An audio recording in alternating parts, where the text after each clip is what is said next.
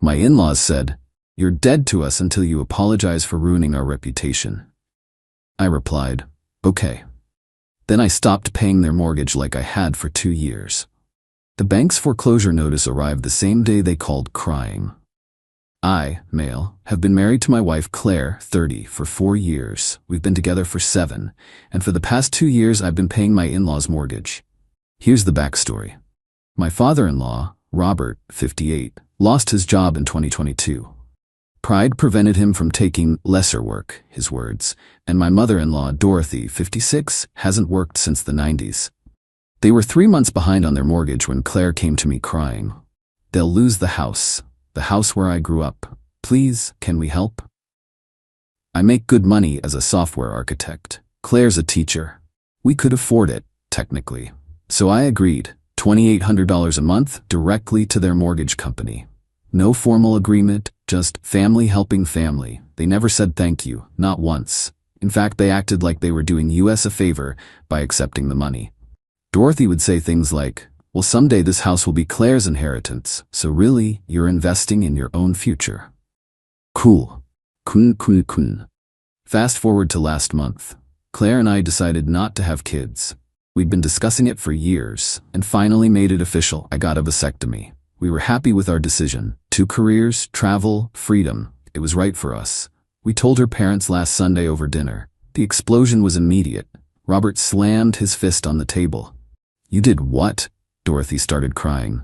"How could you deny us grandchildren?" "It's our decision," Claire said quietly. "Your decision? What about our legacy, our family name?" I pointed out that Claire doesn't even have their family name anymore. She has mine. Wrong thing to say. "You," Dorothy pointed at me, tears streaming. "You poisoned her against motherhood. You selfish man." "Mom, that's not," Claire tried. "Don't defend him. He's destroyed our family line. What will people at church think?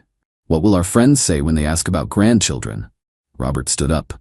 "You're dead to us, both of you, until you apologize for this. This mutilation, and reverse it." "Reverse a vasectomy?" I asked. "Whatever it takes, you've ruined our reputation. 40 years of standing in this community, gone, because of your selfishness." They stormed out of the restaurant, leaving us with the bill. Classy. Claire cried the whole way home. I was just numb. These people who couldn't even pay their own mortgage were calling me selfish? Monday morning, I logged into my bank account and canceled the automatic payment to their mortgage company.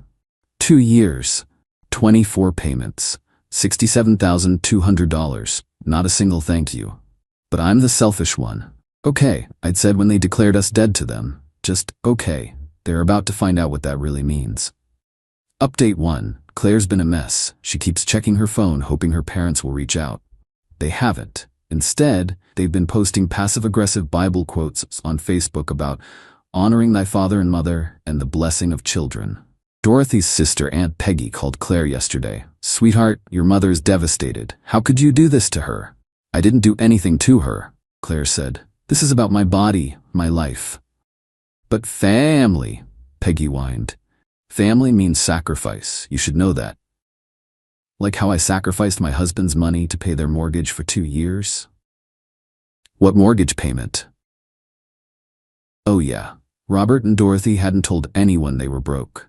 They've been keeping up appearances, letting everyone think Robert's still consulting, and they're doing great. Claire hung up on Peggy. Meanwhile, I checked with the mortgage company. I still had the account info. They're officially 30 days late as of today. The first notice should arrive any day now. Claire doesn't know I stopped paying yet. I'm waiting for the right moment to tell her.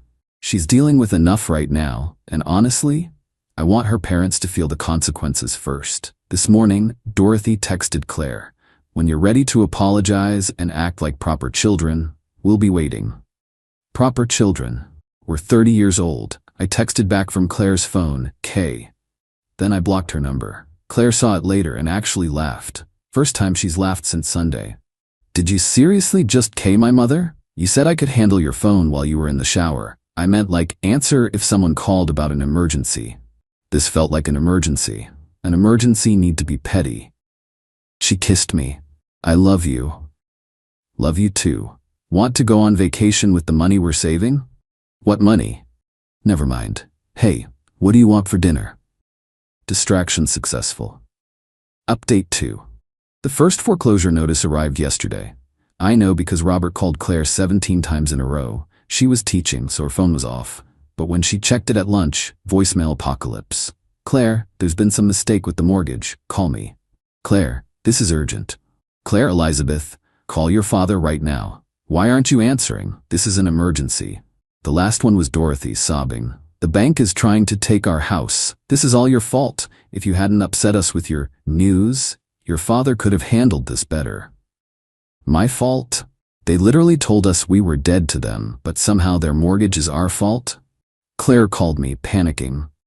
Something's wrong with my parents' house. The bank, I know. You know?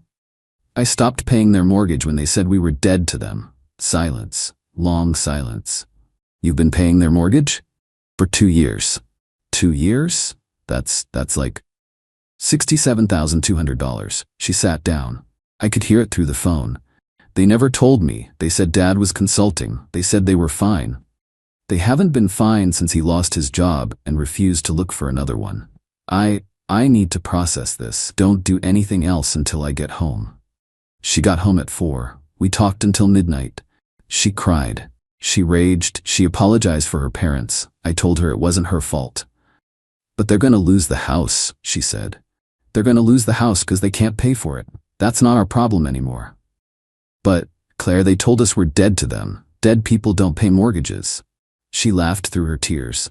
That's so messed up. You want to know what's messed up? Your mom posted on Facebook today about ungrateful children while sitting in a house I've been paying for. Show me. I showed her.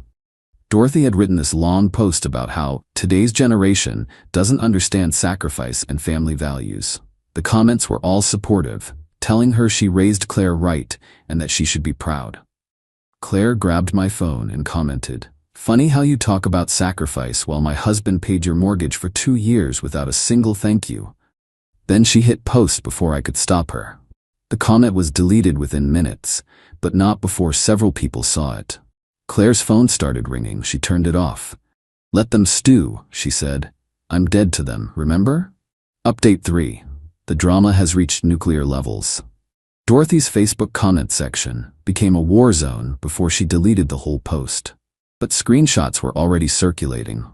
Peggy called everyone in the family, and now everyone knows Robert and Dorothy have been broke for 2 years. Robert showed up at my office yesterday. Security called up to tell me I had an agitated visitor. I went down to the lobby. Robert was red-faced, dressed in his best suit, trying to keep up appearances even now. "You need to fix this," he said. "Fix what?" "The mortgage, the bank, everything. That's your responsibility, not mine. I'll sue you. We had an agreement." "What agreement? Show me a contract. Show me even a text where you acknowledged I was paying your mortgage." His face went from red to purple. "You can't do this. We're family. No, according to you, we're dead to you. Remember, until we apologize for ruining your reputation? This is different." "How?" It's money." "Exactly. It's money. My money that I'm no longer giving you." Security started moving closer. Robert noticed. "Claire will never forgive you for this," he spat. "Claire's the one who commented on Facebook exposing you. She's done with your manipulation too. We gave her life, and she doesn't owe you hers in return." I walked away. Security escorted him out. When I got home, Claire was on the couch with a glass of wine and her laptop. "I'm looking at apartments for them," she said. "Claire? No, hear me out. Not to pay for. Just options. If they swallow their pride and downsize, they could afford this one on just Social Security and Dad's pension." "You think they'll downsize?" "No, but I'm sending them the listings anyway, so they can't say we didn't try to help." "That's actually brilliant. I learned from the best," she smiled at me. "Also, Mom called me a disappointment and Dad said I'm no daughter of his. How do you feel about that?" "Honestly, relieved." "Is that terrible?" "No, it's honest." We ordered Thai food and watched trashy reality TV. It was nice. Update 4. Robert got a job. I'm not kidding. After 2 years of being above minimum wage work, he's suddenly working at a hardware store. We found out through Facebook, of course. Dorothy posted about how proud she was of her husband for choosing to rejoin the workforce during these trying times. As if it was voluntary. As if the foreclosure notice wasn't breathing down their necks. The comments were hilarious. People congratulating him like he'd won a Nobel Prize for getting a retail job. But here's where it gets really good. They started a GoFundMe. Help the Hendersons save their family home. The description was a masterpiece of manipulation. According to them, they've been betrayed by family and are facing hardship through no fault of their own. They need $50,000 to catch up on missed payments and secure their future. Missed payments. Missed payments. Not the payments our son-in-law made for 2 years. Not the money we're too proud to earn ourselves. Just missed payments. Claire saw it first. She was scrolling Facebook in bed and suddenly sat bolt upright. They're claiming they need money for medical bills. Dad's fake medical bills. She showed me the page. Robert apparently has a chronic condition that prevents him from working full-time. Weird since he's working now. And Dorothy has stress-related health issues from family trauma. The goal was $50,000. They'd raised $500 from church friends. Claire grabbed her phone and started typing. I thought she was going to comment on the GoFundMe, but no, she was smarter than that. She made her own post. Since there seems to be confusion, my husband and I are not responsible for my parents' mortgage. We helped for 2 years, paying $67,200 without being asked for help or thanked. When we made a personal medical decision about our own family planning, we were told we were dead to them. We respected their wishes. Their financial situation is not about betrayal. It's about accountability. I wish them the best. Then she tagged every single family member. Her phone exploded. Calls, texts, Facebook messages. But here's the best part. The GoFundMe got reported for fraud. Turns out claiming fake medical bills is against their terms of service. It was taken down within 24 hours. Robert called me at work screaming so loud I had to hold the phone away from my ear. You did this. You reported us. Actually, I didn't. But whoever did was right to. We're going to lose everything. You're going to lose a house you couldn't afford. There's a difference. I'll destroy you. I'll tell everyone what kind of man you really are. Go ahead. Tell them I'm the kind of man who supported you for 2 years while you sat on your ass. Tell them I'm the kind of man who respects his wife's choices about her own body. Tell them whatever you want. He hung up. That night, Claire and I sat down and did the math. With the money we're not spending on their mortgage, we can take 2 international vacations a year, max out our retirement contributions, renovate our kitchen, still have money left over. I feel guilty, Claire admitted. Why? Because I don't feel guilty enough. Does that make sense? Perfect sense. You're processing. It's normal. They're gonna hate me forever. They already acted like they did. At least now you're not paying for the privilege. Update 5. The house is officially in foreclosure. Robert and Dorothy have 90 days to pay the full past due amount, roughly $11,200 now, plus fees, or the house goes to auction. Yesterday they did something I didn't expect. They apologized. Well, apologized. Dorothy sent Claire a long email about how hurt they were by our betrayal, but that they're willing to forgive us if we 1. Resume paying their mortgage immediately, 2. Pay the back payments and fees, 3. Apologize publicly for embarrassing them, 4. Agree to attempt to reverse the vasectomy, 5. Promise to give them grandchildren within 2 years. I'm not making this up. It was a literal list of demands disguised as an apology. Claire read it out loud at dinner, doing her mother's voice. We were both crying, laughing by the end. Number 5 is my favorite, she said. Promise grandchildren within 2 years, like we're a baby factory with a production deadline. Mine is number 3, apologize publicly for embarrassing them. The irony is just delicious? I was going to say astounding, but delicious works. Claire typed her response. No. Just that. One word. Then she blocked the email address. But the best part happened this morning. Robert's brother, Uncle Theodore, called me. Ted's a good guy, actually. Level-headed, worked his whole life, never asked anyone for anything. Ryan, I heard about the situation. Yeah, it's a mess. Look, I'm going to be straight with you. I could lend them the money. Okay, but I won't. They've been entitled assholes their whole lives. Dorothy treated my wife like trash for 30 years because she works retail. Robert borrowed $5,000 from me in 2015 and never paid it back. When I asked about it, he said I should consider it a gift to family. I didn't know that. There's a lot you don't know. They refinanced that house 3 times to pay for vacations, new cars, keeping up with the neighbors. They had no savings because they spent everything trying to look rich. And now they want us to fund that lifestyle. Exactly. So I wanted you to know, you're doing the right thing. Actions have consequences. Maybe losing the house will teach them that. Thanks, Ted. That actually means a lot. Take care of Claire. She's gonna need you when this gets worse. Worse? Oh, Ryan, they're just getting started. He was right. This afternoon, Dorothy showed up at Claire's school during pickup time, with all the parents around. She made a scene, crying, wailing about how her daughter abandoned her, how we're stealing her home, how Claire is choosing money over family. Claire's principal had to escort Dorothy off the property. Claire was mortified. When she got home, she was shaking. 20 parents saw that. 20. They'll all be talking about it tomorrow. You want me to handle it? How? I have an idea. Trust me? Always. I called Claire's principal, explained the situation, the 2 years of payments, the disowning, the attempted manipulation, everything. The principal was horrified. Claire never mentioned any of this. She's private about family stuff. I'll send an email to the parent group, nothing detailed, just that Claire is dealing with a difficult family situation and to please respect her privacy. Thank you. And Ryan? If Dorothy shows up again, we'll call the police. Claire hugged me when I told her. You're my hero. No, you're mine. You stood up to them. We stood up to them. That's true, we make a good team. The best team. Want to look at vacation destinations with our mortgage money? God, yes. Somewhere with beaches and drinks with umbrellas? Done. Final update. They lost the house. Well, technically, they sold it. 2 days before the auction date, they accepted a cash offer from a flipper. Way below market value, but enough to pay off the mortgage and have maybe $10,000 left over. We found out through Ted, who heard from another relative. Robert and Dorothy didn't tell us themselves.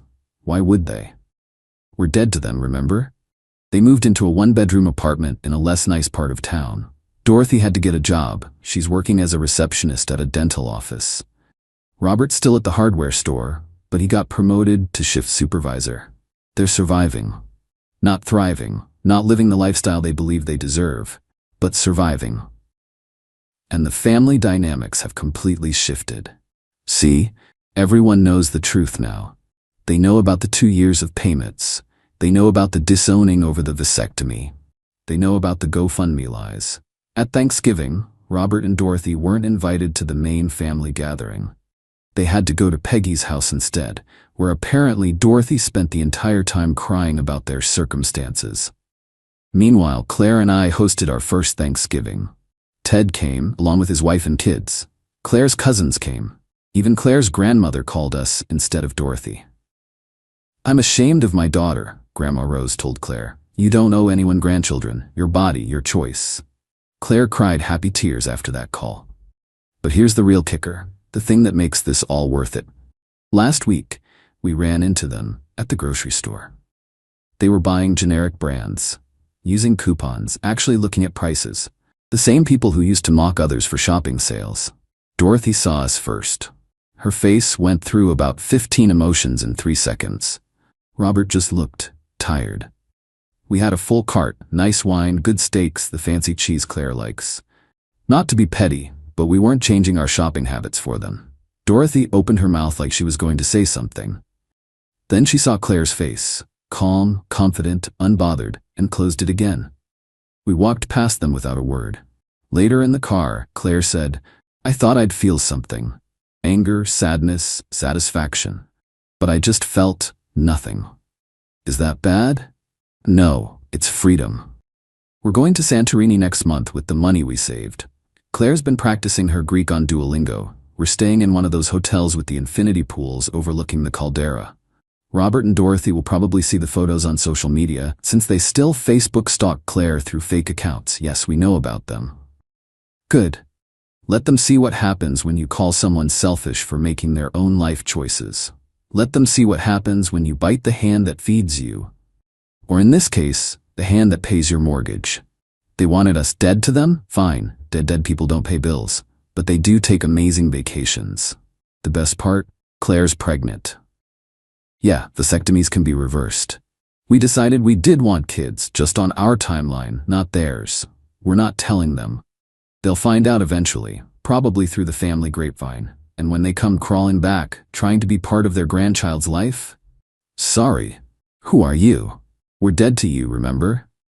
Actions meet consequences. Claire just read this over my shoulder. You're not really gonna post all this, are you? Why not? They wanted to protect their reputation. Their reputation is already destroyed. Fair point, but change the names. Already did. And don't mention where we live. Wasn't planning to. Okay then, post it. Maybe it'll help someone else with entitled family. Or maybe it'll just be entertaining. That too. She kissed my cheek. Thanks for having my back. Always. Even when my parents are crazy, especially then. I love you. Love you too. Now help me pick a title for this post. How about my in-laws are assholes? Too simple. The $67,200 lesson? Better but not quite. Dead to us? Perfect. Except I went with the longer version. More dramatic. The internet loves drama. And honestly, after everything they put us through, a little public drama feels like poetic justice. They wanted to protect their reputation? They should have thought about that before they forgot the first rule of family. Don't mistake kindness for weakness. Because kind people can stand up for themselves. And when they do, watch out.